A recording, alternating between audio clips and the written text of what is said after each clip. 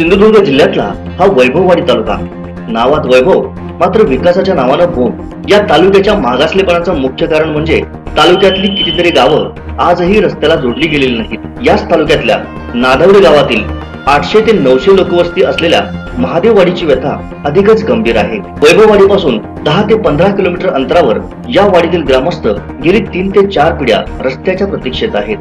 1951 मध्ये नादवडे गावात ग्रामपंचायतीची स्थापना झाली, तेव्हापासून या वाडीतील ग्रामस्थ रस्त्यासाठी संघर्ष करत आहेत। रस्त्यासाठी झगडणारे या वाडीतील काही ग्रामस्थ आज वयोवृद्ध झाले आहेत, मात्र अजूनही त्यांचं रस्त्याचं स्वप्न पूर्ण झालेलं नाही। वाडीत रस्ता नसल्यामुळं वयोवृद्ध, गरोदर महिला तसंच शाळकरी मुलांना अतिशय हालाकीचं जीवन जगावं लागतंय। आज ना उद्या रस्ता होईल या आशेवर इथले ग्रामस्थ नाना तऱ्हेचे प्रयत्न करत आहेत, मात्र नादवडे गावातील काही स्थानिक पुढारीच या वाडीतील रस्ता होऊ नये म्हणून खो घालत असल्याची धक्कादायक बाब पुढे आली आहे। स्थानिक पुढाऱ्यांच्या नाकर्तेपणामुळेच या वाडीतील ग्रामस्थांना रस्त्यासाठी प्रतीक्षा करावी लागत आहे। जिल्ह्याचे पालकमंत्री विविध प्रकल्प राबवून कोकणचा कायापालट करायला निघाले आहेत, परंतु इथल्या जनतेला स्वातंत्र्यानंतर अजूनही रस्तेच मिळालेले नाहीत। मग या विकासाला अर्थ काय असा प्रश्न सध्या उपस्थित होतोय। त्यामुळं संतापलेल्या ग्रामस्थांनी आता करो किंवा मरो अशी भूमिका घेतली आहे। रस्ता झाला नाही तर येत्या निवडणुकांवर बहिष्कार टाकून 26 जानेवारीला आत्मदहन करण्याचा इशारा शासनाला दिलाय। कोकणचा कायापालट करायला निघालेल्या पालकमंत्री नारायण राणे यांना तर ही तिथल्याच जनतेने दिलेली सनसनीत चपराक आहे। मी ह्या गावामध्ये, ह्या वाडीमध्ये लहानाचा मोठा झालो, 10वी पर्यंत मी शिक्षण केलं आणि आता मुंबईला जरी गेलो, नोकरीला असलो तरी पण या ठिकाणी आज मुंबईवरून आज आम्हाला येण्यासाठी किंवा बाहेरचे 4 मित्रमंडळी आमच्या घरी आणायला आम्हाला लाज वाटते। याचं कारण काय की आमच्या वाडीमध्ये यायला इथे रस्ता नाही। आज कमीत कमी 3-4 पिढ्या ह्या वाडीमध्ये गेल्या। ग्रामपंचायतीची स्थापना झाली 51 सालापासून, त्यापासून या वाडीमध्ये आमच्यावर अन्याय होतोय आणि ह्या अन्यायाला वाचा फोडण्यासाठी आम्ही नाना तऱ्हेने आम्ही प्रयत्न केलेले आहेत। 2010ला नारायण राणे पालकमंत्री यांना पण आम्ही भेटून त्यांना निवेदन आमचं दिलं, त्यांनीही ह्या रस्त्यासाठी मान्यता दिलेली असताना स्थानिक लेवलचे जे काही पुढारी आहेत ते काही कुठल्याही बाबतीने मध्ये लोकांची हरकती आपण स्वतःहून उभ्या करायच्या आणि ह्या रस्त्याला अडकाठी करायचं, हे एवढीच गोष्ट आहे। आज या ठिकाणी आमच्या वाडीमध्ये या बघितलेली आहे या परिस्थिती तुम्ही बघताय की या ठिकाणी वयोवृद्ध माणसं आहेत, कमीत कमी 80, 85, 90 वर्षाचे इथे वयोवृद्ध आहेत। गरोदर स्त्रिया या ठिकाणी जर डॉक्टरकडे न्यायचा असेल तो मोठा प्रश्न आहे। या ठिकाणी आमची शाळेतली मुलं या ठिकाणी समोर आहेत, या शाळेतल्या मुलांना या ठिकाणून जाण्या येण्यासाठी मोठा प्रश्न पडतो। त्या ठिकाणी त्या मुलांचे 4-4 दिवस, 2-2 दिवस शाळेची नुकसान होते, खाडे होते, कारण या ठिकाणी तुम्ही बघताय की या ठिकाणी जी मोरी बांधलेली आहे या मोरीमध्ये कमीत कमी एक पुरुषभर पाणी या ठिकाणी पावसामध्ये येतं आणि ह्या एवढ्याशा वाळामध्ये या ठिकाणी एकच मोरी टाकलेली आहे आणि या ठिकाणी मोठा प्रश्न निर्माण झालेला आहे। प्रत्येक या गावचे पुढारी, स्थानिक लेवलचे पुढारी या ठिकाणी येतात। आमची नवरात्रामध्ये देवी बसते आणि या ठिकाणी देवीजवळ हात ठेवून, नारळाला हात ठेवून पण सांगितलेला आहे हा रस्ता आम्ही तुमचा गुळगुळीत तुळतुळीत करणार। आणि आज ही आमची जी वाडी आहे ही फक्त या पुढाऱ्यांच्या आश्वासनावरतीच थांबलेली आहे। जर का या पुढे जर आमच्या या 2-4 महिन्यामध्ये या आमच्या रस्त्याचा निर्णय लागला नाही तर आम्ही या नक्कीच या येत्या इलेक्शनमध्ये, या निवडणुकांमध्ये आम्ही बहिष्कार टाकणार। एकाही या वाडीमध्ये किंवा या ठिकाणी पुढाऱ्याला झळकू देणार नाही आणि ह्या येत्या 26 जानेवारीपर्यंत जर या आमच्या रस्त्याचा निर्णय मार्गी लागला नाही तर नक्कीच आम्ही 26 जानेवारीला या ठिकाणी आम्ही आमरण उपोषण करणार, आत्मदहन पण करण्याचा आम्ही सर्वांनी निर्णय घेतलेला आहे आणि ह्याची दक्षता सरकारने घ्यावी आणि आमच्यावर होणारा जो काही रस्त्याचा अन्याय आहे या अन्यायाला वाचा उडून आम्हाला रस्ता कोणत्याही परिस्थिती मिळवून नाही दिलं तर आम्ही रस्त्यावर उतरल्याशिवाय राहणार नाही, एवढंच मला बोलायचं आहे। किती नेते येतात, किती काय येतात, आम्हाला रस्ता करून देतात तर आमका ते जमीनदाराची नावं सांगून आमच्या इकडचे लोक सगळे सांगणार की आमच्या जमीनदाराची अडचण आहे, मतापुरते येणार आणि नंतर काय सांगणार तुम्ही जावा आणि जमीनदारांचा मिटवून द्या मग आम्ही रस्ता करू, असं ते आम्हाला सांगतात। आज 6 पिढ्या झाल्या त्यापासून हे चाललेलं आहे रस्त्याचा। आता खडीकरण झाला टाकला नाही, काय उपयोग नाही त्याचा। मला दुखून चालता येत नाही ना, हे पडला तर 3-4 जागी बसतो, इतका दम लागतो काय सांगायला। तेव्हा आता ह्या रस्ता तुम्ही करायचा असा माझा मत आहे। तुमच्या मतान तुम्हीच करायचा, आमचा रस्ता करून द्यायचा ह्या माझा हेतू आहे। काय ह्याचे पैसे काय नाही असलेली माणसं आमची चांगल्यापणाने जाऊ की या रस्त्यात लोकांनी सांगितलं आणि गुळगुळीत करून द्याचा गुळगुळीत पणाने हे असा खडखडीत करून दिला मतासाठी औंधाबादला मत देणारच नाही हे मी आता स्पष्ट सांगते. गेली 25 वर्ष मी मुंबईत आता स्थायिक आहे, परंतु माझं जन्मस्थान हे नादवडे गाव आहे, महादेववाडी. या ठिकाणी आमच्या वडीलधाऱ्या माणसाच्या व्यथा जाणून गेली 25 वर्ष या ठिकाणी या रस्त्यासाठी आठवड्यातून 2 वेळ काय 4 वेळ पण या ठिकाणी येत आहोत. आणि या गावचे जे रहिवासी आहेत, वतनदार आहेत, जमिनी मालक आहेत, त्यांच्याशी संपर्क साधून त्यांच्या आमच्या ज्या अडीअडचणी आहेत रस्त्याच्या संदर्भात त्या मी या ठिकाणी ग्रामपंचायत मांडत होतो. आणि या ठिकाणी जे नेते मंडळी आहेत ते आम्हाला गेली 25 वर्ष गेली 30 वर्ष या ठिकाणी आम्हाला फक्त आश्वासनावर जवळवत आहेत, परंतु आमचा जो रस्त्याचा जो मेन पॉईंट आहे तो या ठिकाणी होत नाही. त्या ठिकाणी जर झाला नाही या निवडणुकीच्या 2014च्या अगोदर या रस्त्याचा जर निर्णय झाला नाही तर या आमच्या वाडीतील गेली 250 ते 300 माणसांची वस्ती आहे, त्या सर्व माणसाचा एक मताने निर्धार असा आहे की या ठिकाणी उपोषणाला बसून जोपर्यंत आमच्या रस्त्याचा निर्णय होत नाही तोपर्यंत भले या ठिकाणी प्राण गेला तरी चालेल, पण रस्त्याचा जो मार्गी वचन घेतलेला आहे तो आमच्यावर जो अन्याय झालेला आहे त्याला वाचा फोडण्यासाठी आम्ही कुठच्याही मार्गाचा अवलंब करणार एवढा आम्ही बोलून एक 4 गोष्टी सांगतो. धन्यवाद. आपल्या इकडचे जे ग्रामस्थ आहेत त्या ग्रामस्थांनी आपल्या व्यथा सांगितल्या आपल्याला. 2009ला मी जेव्हा ह्या वाडीमध्ये आलो तर बघितलं की ह्या रस्त्याची हालत अत्यंत हालाकीची आहे. साधी माणसंच काय पण गुरांना पण हा रस्ता उपयोगाचा नाही आहे. दळणवळणाचं साधन तर अजिबात नाही आहे. आणि त्या अनुषंगाने मी इथली स्थानिक पदाधिकारी व शासकीय अधिकाऱ्यांशी मी संपर्कात आलो.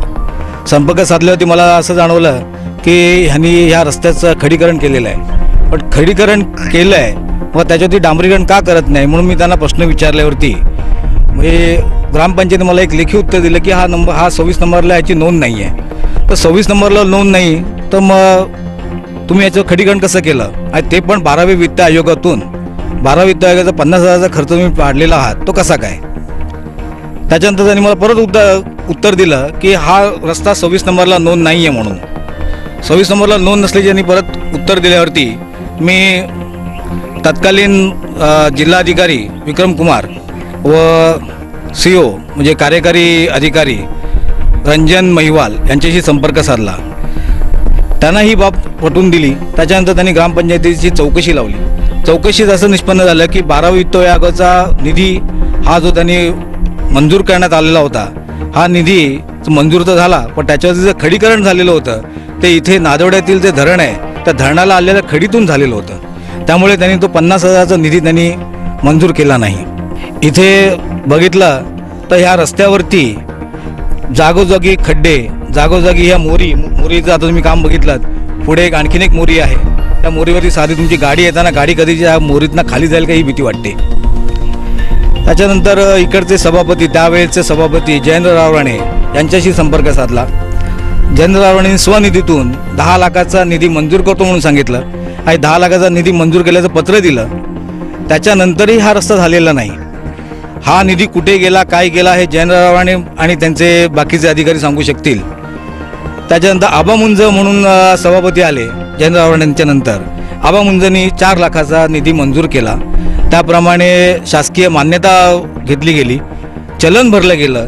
चलन भरल्यानंतर एक शासकीय कामाचा ठेकेदार म्हणून ग्रामपंचायत असते आणि ग्रामपंचायतीचा ठेकेदार सरपंच या नात्याने सरपंचाची सही लागते. ह्या सरपंचाची सही सरपंचांनी न करता या बॉन्ड पेपरवरती सरपंचांनी सही न करता सांगितलं मी मुख्य कार्यकारी अभियंता श्री प्रशांत पाटील यांच्यासमोर येऊनच मी सही करीन. ते कधी आले नाही, आजतागायतपर्यंत पोचलेले नाही तिकडे, त्यामुळे तो निधी परत गेला. असं वारंवार झाल्यानंतर आम्ही श्री पालकमंत्री आपले सिंधुदुर्ग जिल्ह्याचे पालकमंत्री श्री नारायण राणे साहेब यांच्याकडून गेलो. नारायण राणे साहेबांना आम्ही रस्त्यासंबंधी सांगितलं. त्यांनी तात्काळ मंजुरी दिली. त्यांनी तसे आदेश दिले की हा रस्ता व्हायला पाहिजे, लोकांची सोय व्हायला पाहिजे.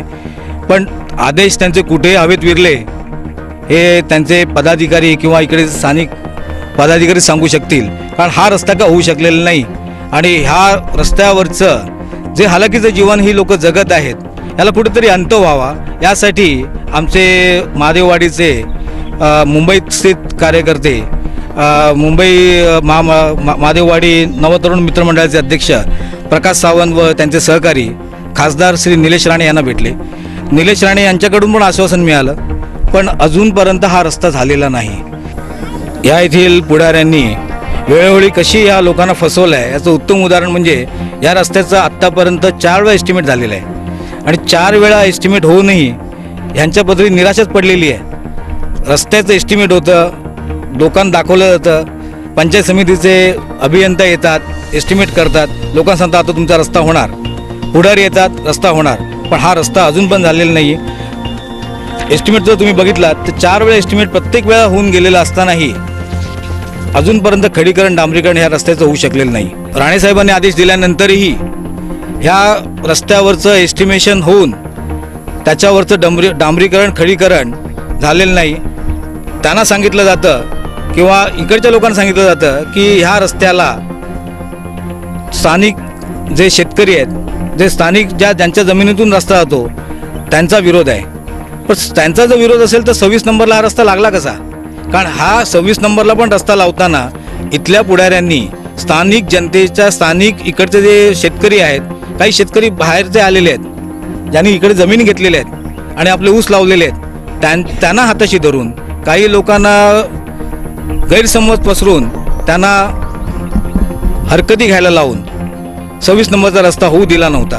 पण आम्ही या ग्रामस्थांनी एकता दाखवून ग्रामपंचायतीमध्ये ग्रामसभेमध्ये 26 नंबरला हा रस्ता लावून घेतला. त्याच्यानंतरही 26 नंबरला झाल्यानंतरही त्यांनी अजून डांबरीकरण खडीकरण होऊ दिलेलं नाही, कारण ही वाडी त्यांच्या मते दुर्बल घटकांची आहे आणि आपण जरी काही केलं नाही तरी ह्या वाडीला आपण कसं पण फसवू शकतो, ह्या लोकांना कसंही फसवू शकतो. आणि आपण देवाला हात लावला आणि सांगितलं की आम्ही हा रस्ता करतो तर हे बिचारे निष्पाप पापभिरू लोक यांना खरं वाटतं आणि त्यांच्या फुलथापांना बळी पडून त्यांच्यावर विश्वास ठेवून सांगतात बाबा ठीक आहे, 1-2 महिन्यात होणार आहे ना, आमचं काय म्हणणं नाही, तुम्ही करा. पण असं हे जवळजवळ 4 पिढ्या चाललेलं आहे. 100 वर्ष झाली असतील याला. 1951 की 52 सालची ही ग्रामपंचायत आहे. पण ग्रामपंचायत स्थापन झाल्यानंतरही 12 वाडींचं गाव असलेली ही गाव आहे आणि 12 वाडींच्या गावामध्ये 11 वाडींना रस्ता दिला गेलेला आहे. पण हे 250 लोकवस्तीची वाडी असलेल्या वाडीला रस्ता नाही. आज एका घरासाठी जे तत्कालीन सरपंच होते, इकडचे वैभववाडी तालुक्याचे माजी सभापती होते श्रीपाद मांजरेकर, यांच्या घरासाठी मात्र 2 निधीतना रस्त्याचं मंजुरी मिळते. पण 250 लोकवस्ती असलेल्या वाडीला एकही निधी या शासनाकडे उपलब्ध नाही. एक आश्चर्य करण्यासारखी गोष्ट आहे. आम्ही जेव्हा प्रश्न उपस्थित केला त्यावेळेला 2 निधीच्या ऐवजी एका निधीतून डोंगरीतना त्यांनी हा रस्ता मंजूर केल्याचं सांगितलं. आता स्वनिधी आणि डोंगरी याच्यामधनं कुठच्या निधीतून केला हे शासनच जाणे, पण आम्हाला मात्र रस्ता दिलेला नाही. शासनाकडे पैसा नाही म्हणून त्यावेळेचे विजय जाधव हे नियोजन अधिकारी होते, त्यांनी सांगितलं की नारायण राणे साहेब असे रस्त्यासाठी प्रस्ताव पाठवत असतात, पण त्यांना माहिती नसतं निधी आहे की नाही. तेव्हा आम्ही त्यांना विचारलं बाबा 2 तुमच्याकडे निधी नाही, मग एका घरासाठी एक घर फक्त, त्या घरासाठी तुम्ही 2-2 निधी उपलब्ध करता, मग 250 लोकवस्तीच्या असलेल्या वस्तीसाठी का नाही? तेव्हा त्यांच्याकडे उत्तर नव्हतं. मतं मागतात, मतं मागितल्यानंतर इकडचे ग्रामस्थ त्यांना मतही देतात, ते त्यांच्या मतांना ठाम असून मतही देतात, त्यांच्यावर विश्वास ठेवतात. पण हे विश्वासू पुढारी राहिलेले नाहीत. विश्वासू पुढारी असते तर त्यांनी जे विश्वास दाखवला होता, त्यांनी जो आश्वासन दिलेलं होतं की हा रस्ता आम्ही करू, तो रस्ता त्यांनी केला असता. प्रत्येक वेळेला इकडे देवी बसते, देवीकडे येणार, हात लावणार आणि सांगणार आम्ही तुमचा रस्ता करतो. देवीशी पण खोटं बोलणारी माणसं तर ह्या पापभिरू गरीब माणसांना काय विचारणार हो?